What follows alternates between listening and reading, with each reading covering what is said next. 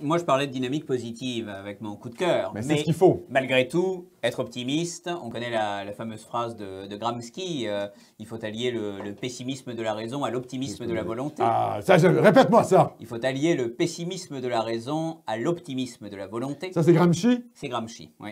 Tout à fait. Mais ça, c'est un communiste, ça, Gramsci. Tu sais, oui. un communiste ah, à oui, c'est ça. un communiste tolérant et ouvert. Vrai, on est de la droite, donc on lit les gauchistes. Exactement. Communiste italien Tout à fait. qui a théorisé l'hégémonie culturelle. C'est-à-dire que Gramsci nous a dit, si en fait la gauche veut prendre le pouvoir, elle ne le prendra pas par le politique, elle va le prendre par le culturel. Donc, il faut une révolution culturelle pour que la gauche parvienne au pouvoir, et il a totalement raison. Parce que c'est comme ça que la gauche a pris le pouvoir. La droite, la droite devrait lire Gramsci. Vraiment. La droite a investi l'économique. On a dit les universités, c'est des trucs de gauchistes, mais maintenant les universités sont contrôlées par les gauchistes. Et ils nous excluent du champ universitaire. Et ça a un impact sur la sphère économique parce que ça forme les gens qui seront dans les entreprises ensuite. Exactement. Faut pas l'oublier. Et qui gouvernent. Parce que Evergreen, le campus à Evergreen, vous vous rappelez, là, l'État de Washington. Et voilà, l'État de Washington, où finalement, il y avait des journées où les Blancs ne pouvaient pas aller sur les campus. Bon, mais ça, c'était il y a quelques années. Ben, aujourd'hui, c'est Black Lives Matter et l'ethnomasochisme anti-blanc. Donc, ces universitaires de gauche-là, qui étaient marginaux il y a quelques années, sont devenus dominants. Et aujourd'hui, le Devoir nous parle de mots en haine. Vous voyez? Donc, ils ont gagné la guerre culturelle. D'ailleurs, ça passe par l'université. On peut le voir à l'évolution du champ académique français. Parce que moi, bon, j'étais étudiant il n'y a pas si longtemps que ça, il y a une douzaine d'années en France. Étais-tu un brillant étudiant, Sébastien? Ah, j'espère l'avoir été, en tout cas. On est sûr qu'il l'était. J'espère l'avoir été. Et je voyais déjà, en tant qu'étudiant, une évolution ou une tendance qui était en train de se faire. Mais par rapport à aujourd'hui, mais c'est le jour et la nuit. C'est-à-dire que véritablement, en France, alors qu'on aurait pu croire que le système français, qui est très rétif à tout ce qui est non universaliste, serait donc rétif aussi à tout ce qui concerne le retour de la race partout, en permanence. Bah, en fait, en réalité, ça passe comme une lettre à la poste. Ça passe comme une lettre à la poste, parce qu'il y a un changement démographique aussi. Ben voilà. Non, il y a un changement démographique et il y a une culpabilité postcoloniale, la question algérienne, la question africaine, etc. Il y a comme une perméabilité de la question coloniale qui fait en sorte que la France peut se laisser influencer par les théories décoloniales, disons, venues des États-Unis.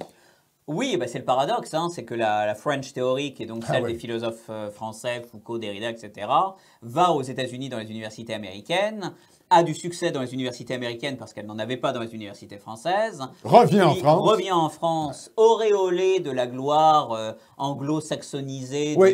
C'est mieux parce que c'est en anglais. Et ça se termine en population française qui se fait...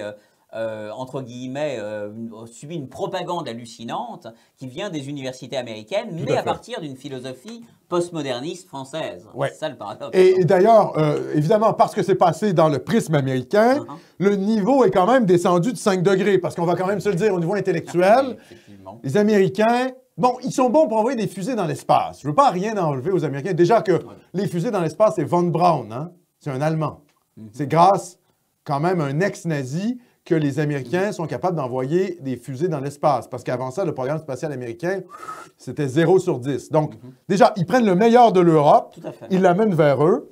Walt Disney, tout ça, c'est le folklore européen. Donc, les Américains, ils prennent le meilleur de l'Europe, ils l'amènent vers eux, ils le transforment en une sorte de McDonaldisation, c'est ça, c'est l'espèce de transformation dans une culture populaire, puis ils nous recrachent ça à la gueule. Parce que quand même, il y a un degré, disons, de niveau intellectuel que Foucault, Derrida avaient, que Judith Butler n'a pas. Donc, quand cette théorie déconstructionniste française passe par les États-Unis, ça perd 5 degrés au niveau intellectuel. Et ça nous revient dans une version boboche, complètement pitoyable. Dans une version boboche, mais c'est quand même la force des États-Unis, parce que mine de rien... Mais populiste, un peu populaire.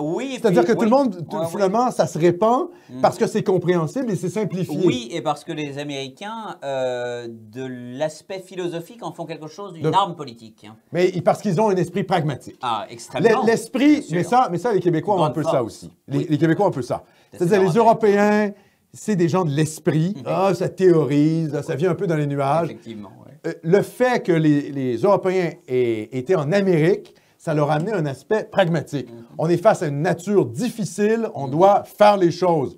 Hein, au Québec, je le dis toujours là pour les gens qui nous écoutent, l'affaire Madineff, par exemple. Ah oui. L'affaire Madineff, bon, pour résumer, là, c'est un écrivain qui a des tendances pédophiles, dont tout le monde savait qu'il avait des tendances pédophiles. La seule à l'avoir dénoncé sur un plateau de télévision dans les années 80, c'était Denise Bombardier, donc la Québécoise. Et évidemment, Madineff pouvait s'en tirer en étant pédophile, mais en apparaissant sur des plateaux de télé français. Pourquoi? Parce qu'en France, l'écrivain a une aura particulière.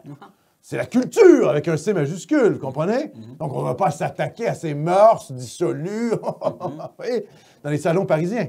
Au Québec, un écrivain, c'est limite un parasite social. Je veux dire, qu'est-ce que ça fait? C'est un scribouilleur, quoi. Il écrit, il noircit du papier. Il sert à rien. Il ne sait pas construire de maison. Il ne sert pas à pelleter la neige l'hiver. Je veux dire, c'est un branleur, un écrivain. On va dire les choses ouvertement.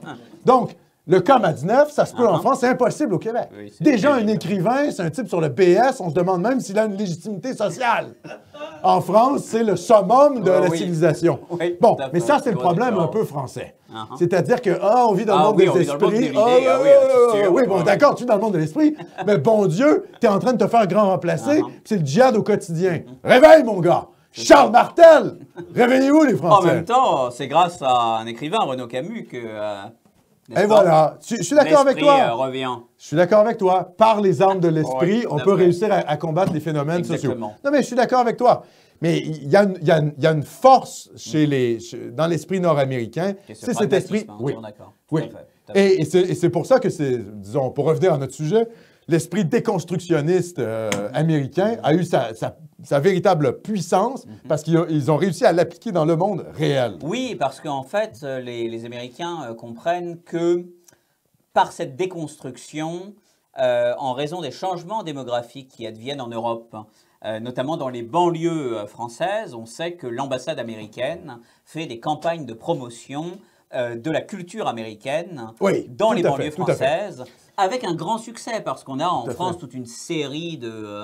le champagne revient. La deuxième bouteille de champagne. C'est ça, le champagne revient. Comme Rokhaya Diallo, qui est une espèce de gauchiste racisé, entre guillemets. Oui. Et elle va tout le temps aux États-Unis, sur les unis. Ah, bon, ça pète. Bon, ici, on va servir. Alors, qu'est-ce qu'on boit ici, excuse-moi? Rokhaya Diallo. Et on passe suite à Paul Dangin et Fils. Bon. Champagne cuvée. Jean-Baptiste. Jean-Baptiste, patron des Canadiens français. Ah, on aime ça. C'est parfait. Voici, mon cher Philippe.